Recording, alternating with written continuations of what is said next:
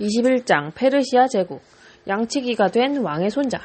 아시리아의 역사를 잠시 되돌아볼까? 앞에서 우린 아시리아의 삼시아다드 왕에게 대해 읽었어. 그는 세계를 통치하고 싶어 했지. 그래서 주변 도시들을 정복해 자신에게 복종하도록 만들었어. 그는 정복한 도시에 자신의 병사들을 보내 샴시아다드 법에 복종하지 않는 자를 처벌하게 했어. 그들은 곧 티그리스와 유프라테스 강 사이의 땅인 메소포타미아의 북쪽 지방을 전부 지배하게 되었지. 그러나 메소포타미아 남쪽 지방을 지배하고 있던 바빌로니아 왕국은 아시리아보다 훨씬 더 강했어. 바빌로니아의 왕 함무라비는 군대를 보내 아시리아를 점령해버렸지. 얼마 동안 아시리아 사람들은 바빌로니아에 복종해야 했어. 그러나 아시리아 사람들은 무작정 바빌로니아에 복종하고 있지만은 않았어. 결국 그들은 반란을 일으켜 자신의 왕국을 되찾았지. 아시리아 사람들이 다시 바빌로니아 사람들을 지배하게 되었고, 바빌로니아 사람들은 그들에게 복종해야 했지. 아시리아 사람들은 다시 주변 도시들을 정복했어. 그들은 가나안으로 가는 동안 내내 싸움을 했고, 가나안에 살고 있는 유대인들을 사로잡아 그들의 고향을 떠나 도록 만들었어. 그러나 바빌로니아 사람들은 또 다른 민족인 메디아와 동맹 관계를 맺었어. 결국 바빌로니아 사람과 메디아 사람은 함께 힘을 모아 아시리아를 무찔렀단다. 또다시 바빌로니아와 메디아가 지배하고 아시리아가 복종해야 했어. 분명 살아가기에 아주 혼란스러운 시대였을 거야. 세계의 지배자들이 계속 바뀌었으니 말이야. 처음에는 아시리아였다가 바빌로니아로 바뀌고 다시 아시리아였다가 다시 바빌로니아로 바뀌었으니까. 바빌로니아 사람들과 메디아 사람들은 자신들이 해냈다는 성취감에 젖었음에 틀림없어. 마침내 아시리아를 정복해버렸으니 말이야. 이제 그들은 메소포타미아에서 가장 강한 민족이 되었어. 그러나 메디아와 바빌로니아의 지배 역시 그리 오래가지 않았단다. 더 강한 새로운 민족이 나타난 거야. 바로 페르시아였어. 페르시아인은 양을 치며 사는 부족으로 메디아의 땅 끄트머리에서 메디아 왕에게 복종하며 살았어. 페르시아 양치기들은 아스티즈라는 사람의 지배를 받고 있었지. 그는 현명한 사람이 아니었어. 그는 페르시아 사람들을 다스리는 걸 좋아했고 자신의 왕관을 지키기 위해서라면 어떤 일이라도 할 사람이었어. 어느 날 밤 아스티즈는 무서운 꿈을 꿨단다. 그의 어린 손자가 자라서 그의 힘을 뺏고 페르시아의 지배자가 되는 꿈이었지. 한밤중에 잠에서 깨어난 아스티즈는 걱정이 되었어. 내가 뭔가를 대비하지 않으면 내 손자가 나를 왕위에서 내쫓고 내 자리를 차지하겠구나. 아스티즈는 꿈에 대한 생각으로 잠을 잘 수 없었단다. 아침이 되자 그는 하르파구스라는 이름의 고문관을 불렀어. 네가 해야 할 일이 있다. 왕이시여 분부만 내리십시오. 하르파구스가 대답하자 아스티즈가 명령했다. 지금 당장 내 손자를 산으로 데리고 가서 죽여버려라. 이 일은 아무도 모르게 해야 한다. 어서 가거라. 하르파구스는 내심 이 끔찍한 일을 하고 싶지 않았어. 하지만 왕이 두려워서 명령을 거역할 수도 없었지. 그는 아기를 데리고 산으로 가면서 계속 고민했어. 왕의 명령을 따르자면 난 아기를 죽여야 한다. 하지만 난 그럴 수 없어. 주위를 둘러보자 근처에서 양을 지키고 있는 양치기가 한 명 보였어. 그는 양치기를 불러서 말했어. 왕은 이 아기를 없애버리기를 원한다. 네가 이 아기를 없애라. 그리 해준다면 내가 너에게 많은 상금을 주겠다. 하지만 그렇게 하지 않는다면 왕의 병사들을 보내 너를 죽일 것이다. 양치기는 아기를 바라보았고 좋은 생각이 떠올랐어. 좋습니다. 제가 이 아기를 없애겠습니다. 그는 하르파구스에게 이렇게 말하고는 아기를 데리고 아내가 있는 집으로 달려갔어. 그들에게는 자식이 없었지. 여보! 그가 아내에게 말했어.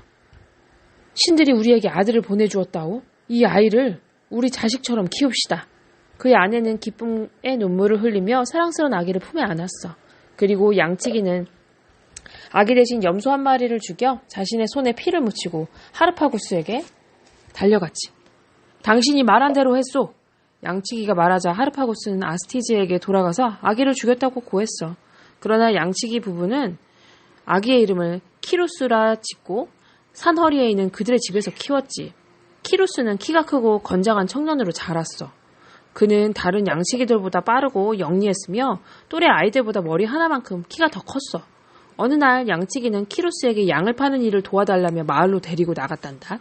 때마침 페르시아의 지배자 아스티스가 하르파구스와 함께 그들이 양을 팔고 있는 곳을 지나가게 되었어. 아스티즈는 양을 팔고 있는 젊은이를 보자마자 자신의 손자임을 금세 알아차렸지. 그날 저녁 왕은 하르파구스를 불렀어. 내 말을 거역했구나. 하르파구스는 자신이 아기를 죽이지 못하고 양치기에게 아기를 주었노라고 자백했단다. 아스티즈는 너무 화가 나서 하르파고스와 그의 가족을 몽땅 죽이려 했어. 하르파고스는 산으로 도망가 키루스를 만나 말했단다. 당신이 페르시아의 왕이 되고 싶다면 내가 도와주겠소. 하르파고스와 키루스는 페르시아 사람들이 아스티즈보다는 키루스 자신을 더 따를 거라고 확신했어. 아스티즈가 오래전에 꿈에서 보았던 대로 키루스는 할아버지의 힘을 빼앗아 페르시아의 새로운 지배자가 되었지. 그러고 나서 그는 메디아의 대제국에 저항하는 싸움을 벌였어. 3년간의 격렬한 싸움 끝에 키루스는 메디아를 정복했어. 산에서 양치기의 아들로 자란 키루스가 메디아와 페르시아를 합친 제국을 지배하게 된 거야. 키루스 대왕의 정복 활동. 이제 키루스는 메디아와 페르시아의 왕이 되었어. 그는 위대한 전사였으며 착하고 공정한 왕이었지. 그는 메디아를 정복한 뒤에도 메디아 백성들을 그들의 고향에서 그대로 살게 해주었단다. 심지어 메디아의 귀족들이 키루스 자신이 만든 새로운 제국에서 약간의 권력을 가질 수 있도록 허락해 주었지. 그가 건설한 제국은 너무 컸기 때문에 누군가의 도움이 필요했어. 혼자서 세금을 거두고 재판을 하고 모든 문제를 해결할 수는 없었지. 그래서 그는 자신의 왕국에서 페르시아 관리와 메디아 관리가 함께 일하게 했어. 메디아 사람들은 자신들이 제대로 대우받고 있다고 느꼈기 때문에 키루스의 통치에 반항할 생각을 하지 않았단다. 키루스는 자신의 제국을 더 넓히기로 마음먹었어. 그는 소아시아를 전부 지배하고 싶었지. 소아시아는 세계에서 가장 부유한 왕이었던 키로이수스가 지배하고 있었는데 그는 누구보다도 많은 금을 가지고 있었단다. 키루스는 크로이수스를 굴복시키면 자신이 큰 부자가 될 거라고 생각했어. 그래서 그는 크로이수스 왕국으로 군대를 이끌고 가서 그곳을 정복해버렸어. 키루스는 크로이수스를 사로잡아 도시가 한눈에 내려다 보이는 성벽 꼭대기에 세워놓았단다. 크로이수스의 눈에는 페르시아 병사들이 도시 이곳저곳을 돌아다니면서 보물, 금화, 보석들을 약탈하고 있는 모습이 보였어. 그러나 그는 그저 조용히 지켜보기만 했단다. 마침내 키루스가 물었어. 왜 아무 말도 하지 않고 있느냐? 병사들이 너의 금을 모두 약탈하고 있지 않느냐?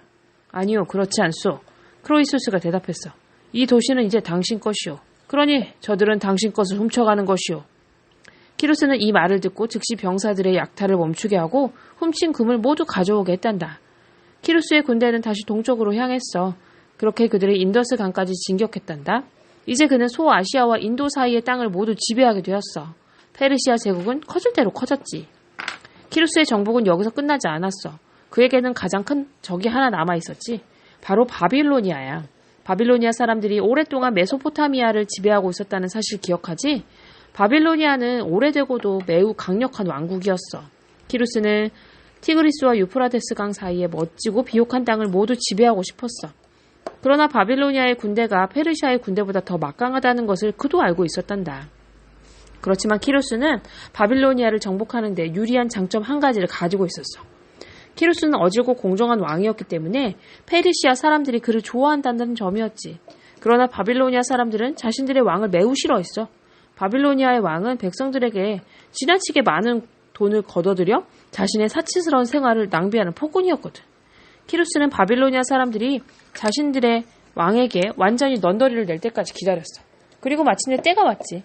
키루스는 군대를 바빌론을 진군시켰어. 바빌로니아 사람들은 키루스가 어질고 공정한 왕이라는 사실을 소문을 통해 알고 있었지. 게다가 자신들의 왕에게 질려있던 터였고 바빌로니아 사람들은 문을 활짝 열고 키루스를 맞아들였단다. 키루스가 바빌론을 점령하자 가나안도 페르시아의 땅이 되었어. 팔레스타인이라고도 불리는 가나안은 바빌로니아와 아시리아가 정복하기 전에는 유대민족의 고향이었지.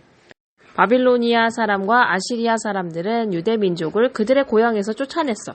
하지만 키루스는 자비로운 왕이었지. 키루스는 바빌론의 왕이 되자 유대인들을 그들의 고향 팔레스타인으로 돌아가도록 해주었단다. 게다가 유대민족이 그들의 유일신을 숭배할 수 있도록 허락했어. 그러한 조처 덕분에 그의 자비로움은 더욱 널리 알려지게 되었지. 유대인들은 키루스에게 너무 감사해서 그를 구세주라고 부르기도 했단다. 이제 키루스는 세계에서 가장 위대한 왕이 되었어. 그러나 아직까지 키루스에게 복종하지 않는 나라가 하나 있었지. 바로 그리스였단다. 이제 그리스 사람들과 페르시아 사람들이 전쟁터에서 만날 날이 얼마 남지 않았어.